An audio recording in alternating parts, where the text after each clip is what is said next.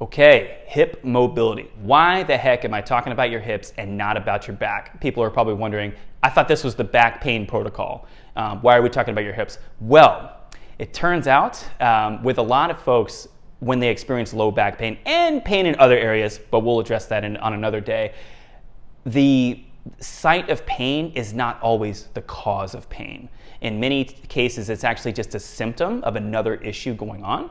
And what I have found with 90+% of the clientele that I've worked with over the last 12 years of training is when we address the hips, the lower back feels better almost immediately. Now, I don't want to sit here and oversell the concept and hype up your expectations and think, oh, cool, I'll do this one stretch, then I'll immediately feel better. No, there's certainly more to it than that. However, addressing the hips on a consistent basis has reduced lower back pain in probably 85 to 90% plus of the clients that I've worked with over the last 12 years, like I said. So, and it's very simple.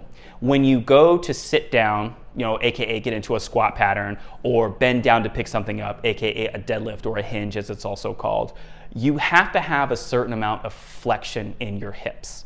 And you need a certain amount of strength in your hip flexors to be able to perform that motion, and mobility in your posterior hip, your hamstrings, your glutes, your piriformis.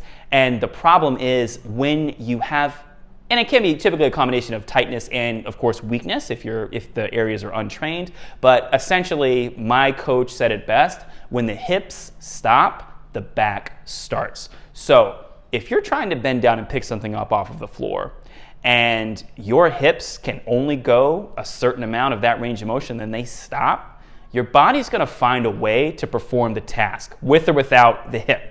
And what happens is, you see this on videos all the time when people do deadlifts with way too much weight, they're out of position, or someone squats too low with the weight they shouldn't be handling, and you'll see the back go into flexion, spinal flexion, aka kind of that forward bending of the spine. That's exactly what happens in these movements. The body finds the path of least resistance and is able to perform the task via compensation. Now, the problem is, over time, this can really aggravate things. This can lead to lower back pain, and left unchecked, this can lead to even bigger issues down the road. So that's one thing that we want to address on the front end, is I want to teach you the proper hip mobility so that we can start really cleaning up your hips and helping the lower back. All right, first up is the spread squat. So do this either just standing with your own body weight, or grab something in front of you for support. And all you're gonna do, keep the feet flat, sink down into as low of a squat as you can, take the elbows inside, drive those knees out. It's gonna give you a really good stretch in the hips and in the adductors, and get your hips moving and grooving and get things feeling good. Next one we have here, you're gonna lie on your back, extend your arms out like a scarecrow, put one foot over the knee, bring that knee up off of the floor, and then you're gonna rotate that foot, that top foot, over to one side. You're gonna rotate over almost like you're in a scarecrow pretzel-y position. And what you're gonna do here is you're gonna take 10 slow, deep breaths while in this position, in through the belly, up through the chest, nice, long, slow exhale. Really relax into this stretch position. Don't try to force anything. Take your time and relax. Breathe deeply and relax in the position. One thing you can slowly do is creep that knee up closer to your torso to get a deeper stretch in the hip when you are ready. Do not push to the point of pain. The important thing here is to relax into the stretch and breathe. I know I'm saying this over and over again, but I want to really, really reinforce that. Relax into the stretch and breathe.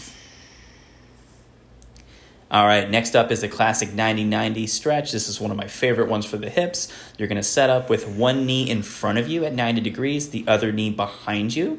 Your chest is gonna be facing the direction of the lead knee. Very simply fold forward at the hip.